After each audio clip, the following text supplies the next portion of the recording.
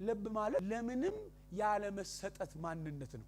ቀስቃሳም ያለ መሆን ትኩስም ያለ መሆን ሁሉም ቦታ ያለበት ማለት ነው።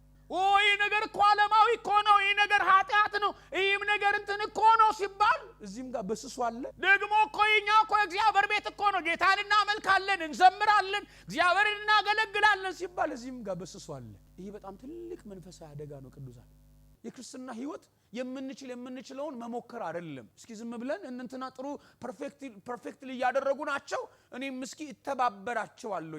እግዚአብሔር ማንንም ሰው ወደዚህ ቤት ሲጠራ ለትብብር አልጠራም። ማናችንም ለሆነ ሰውዬ አጋዥ እንድንሆን ፓርቲሲፔት እንድናደርግ እግዚአብሔር አልጠራንም። እያንዳንዳችን የተጠራ ነው ለከበረ ህይወት ነው፣ ዘላለማዊ ለሆነ ጥሪ ነው። አረ ሃሌሉያ! የእያንዳንዳችን ጥሪ ፐርፌክሽን ነው። አረ አሜን! ክርስቶስ ኢየሱስን መምሰል ነው። አረ ሃሌሉያ!